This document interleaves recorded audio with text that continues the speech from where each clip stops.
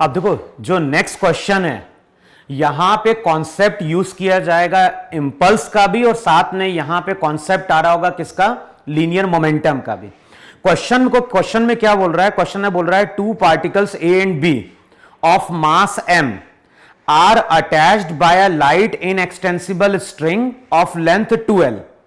The whole system lies on a smooth horizontal table with B initially at a distance L from A.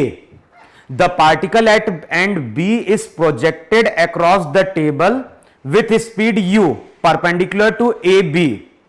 Velocity of ball A just after the jerk is. तो question में क्या बोल रहा है, question में यहां पे एक डायग्राम दिया हुआ है, और डायग्राम में क्या बोल रहा है, यहां पे दो बॉल है।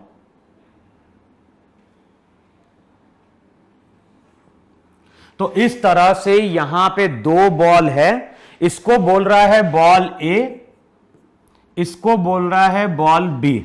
दोनों ही बॉल यहां पे कनेक्टेड हैं विथ अ स्ट्रिंग, और स्ट्रिंग इनिशियली अभी हमारी क्या है, स्लैग्ड है। तो जो दोनों बॉल है, दोनों बॉल आपस में कनेक्टेड है विथ अ स्ट्रिंग। ये जो डिस्टेंस है, ये डिस्टेंस इनिशियली यहां पे गिवन है कितना, L। अच्छा, ये जो पूरा सेटअप है, ये पूरा सेटअप हमारा हॉरिजॉन्टल प्लेन में, और जो भी बॉल A और B है वो इनिशियली यहां पे y एक्सिस पे, यानी इसको हमने y एक्सिस मान लिया, तो दोनों बॉल हमारी एक स्ट्रेट लाइन पे लाई क्या कर रही है, लाई कर रही है वहां पे। अब क्वेश्चन में क्या बोल रहा है, दोनों का मास वहां पे सेम है, इसका मास भी m है, इसका मास भी m है। बॉल A और B हॉरिजॉन्टल प्लेन में लाके प्लेस की गई है, और इस बॉल B को हम क्या कर रहे हैं, वेलोसिटी दे रहे हैं, और वेलोसिटी दे रहे हैं u। अच्छा, जो भी स्ट्रिंग है, स्ट्रिंग की लेंथ वहां पे दी हुई है कितनी, 2L। तो जो भी बॉल B है, बॉल B को हमने AB के परपेंडिकुलर u वेलोसिटी दी है। अब क्वेश्चन में क्या चीज कैलकुलेट करने के लिए बोल रहा है, the particle at end B is projected across the table with speed u perpendicular to AB, find the velocity of ball A just after the jerk is. तो देखो, ये जो बॉल रहेगी, ये बॉल स्ट्रेट लाइन के along चल रही होगी, और एक टाइम ऐसा आएगा कि नहीं आएगा, जब ये स्ट्रिंग हमारी टाइट होने वाली होगी। तो एक टाइम ऐसा आ रहा होगा जब ये स्ट्रिंग टाइट होने जा रही होगी, तो ये लेंथ वहां पे क्या हो जाएगी, 2L। अब बताओ, ये एंगल हम लोग कैलकुलेट कर सकते हैं कि नहीं कैलकुलेट कर सकते हैं? तो ये एंगल अगर कैलकुलेट करने जाओगे तो cos थीटा क्या हो जाएगा, cos थीटा हो जाएगा बेस अपॉन हाइपोटेनियस। तो थीटा जो रहेगा, थीटा वहां पे 60 डिग्री होगा कि नहीं होगा वहां पे? तो जिस टाइम पे स्ट्रिंग टाइट होने जा रही है, उस टाइम पे एंगल कितना है, 60 डिग्री है। और ध्यान रहे, ये पूरा सेटअप हॉरिजॉन्टल प्लेन में चल रहा है। तो टेबल पे ये बॉल क्या कर रही है, मूव कर रही है। तो नॉर्मल तो बाहर की ओर है, mg अंदर की ओर है, तो अभी इसके ऊपर नेट फोर्स 0 है। तो जब ये बॉल यहां पहुंच रही होगी, तो जर्क आने के पहले तो वेलोसिटी वहां पे कितनी है, u है।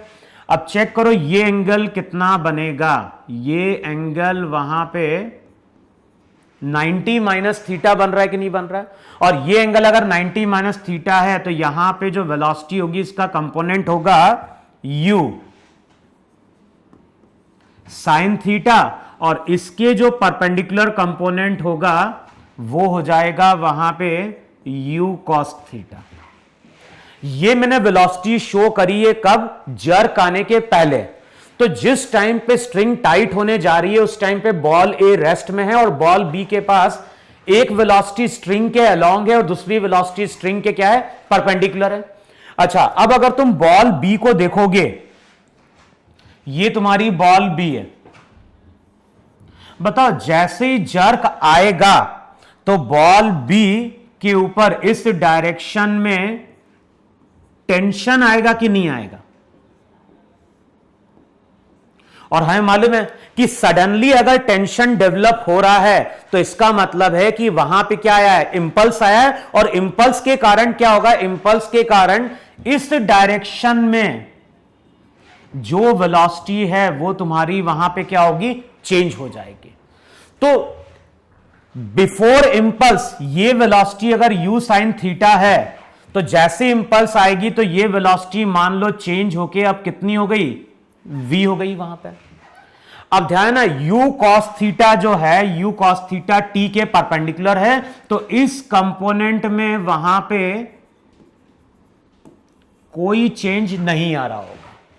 लेकिन अब क्या होगा, जैसे ये स्ट्रिंग टाइट होगी, जैसे ये स्ट्रिंग टाइट होगी, तो ये स्ट्रिंग बॉल ए को भी क्या करेगी, मूव कराने की कोशिश करेगी वहां पे। और बताओ, स्ट्रिंग अगर टाइट है तो इसका मतलब है बॉल ए और बी दोनों की वेलोसिटी इस डायरेक्शन में क्या होनी चाहिए, सेम होनी चाहिए। तो वहां पे हम कर क्या रहे हैं, इन दोनों बॉल को वहां पे अब सिस्टम मान लो, बॉल ए और बॉल बी को हम सिस्टम मान रहे हैं, और हम लोग क्या कर रहे हैं, हम लोग टेंशन के अलोंग मोमेंटम क्या कर रहे हैं, कंजर्व करा रहे हैं। अच्छा, टेंशन के अलोंग मोमेंटम कंजर्व कराओगे तो इस डायरेक्शन को वहां पे पॉजिटिव मान लेना। अब बताओ मोमेंटम की इक्वेशन क्या लिखोगे, मोमेंटम की इक्वेशन लिखोगे इनिशियली कितनी, m into you into sine theta, m into you into sine theta, इसका क्या हो गया 0। अब आफ्टर जर्क दोनों स्ट्रिंग के अलोंग सेम वेलोसिटी चलना स्टार्ट करेगी, तो वेलोसिटी होगी 2m इंटू v की वैल्यू हो जाएगी u/2, साइन 60 √3/2। तो जो भी वेलोसिटी आएगी वहां पे u√3/4। तो चेक करो ये वेलोसिटी आ रही कि नहीं आ रही है वहां पे। तो जैसे ये स्ट्रिंग टाइट होगी, अब जैसे ये स्ट्रिंग टाइट होगी तो हम डायग्राम ड्रॉ कर रहे हैं। तो बताओ, जैसे ये स्ट्रिंग टाइट होगी तो इस बॉल के पास इस डायरेक्शन में वेलोसिटी v, इसके पास इस डायरेक्शन में v वेलोसिटी भी होगी, और साथ में जो u cos थीटा है उसमें तो कोई चेंज नहीं आया, तो वो कंपोनेंट ऐसे ही रहेगा वहां पे। लेकिन हमें क्वेश्चन में किसकी वेलोसिटी फाइंड आउट करनी है, हमें क्वेश्चन में फाइंड आउट करनी है वेलोसिटी ऑफ बॉल ए। तो जो आंसर रहेगा, आंसर हो जाएगा वहां पे कितना, u√3/4। लेकिन इसी क्वेश्चन में अगर पूछता कि जिस टाइम पे जर्क आया उस टाइम पे बी की वेलोसिटी कितनी है, तो अगर हमें बी की वेलोसिटी कैलकुलेट करनी होती तो हम क्या लिखते हैं, अंडर रूट ऑफ। अब बताओ, दोनों कंपोनेंट प्रेजेंट है कि नहीं प्रेजेंट है वहां पे, u cos 60, तो u cos 60 का मतलब हो गया u/2 का स्क्वायर, प्लस यहां पे क्या हो जाता है, यहां पे हो जाता है u स्क्वायर √3 का 3 कितना 16। देखो है कि नहीं वहां पे। अब इसको अगर तुम सॉल्व करोगे तो यहां से हमें क्या मिल जाएगी, यहां से हमें बॉल बी की वेलोसिटी मिल जाएगी just after the string is jerk, या जस्ट आफ्टर, जब स्ट्रिंग में क्या आया था, जर्क आया था, तो उसके जस्ट बाद बी के पास इतनी वहां पे क्या होगी, स्पीड आ रही होगी वहां पे। तो नोट डाउन कर लो इस क्वेश्चन को अब तुम लोग वहां पे।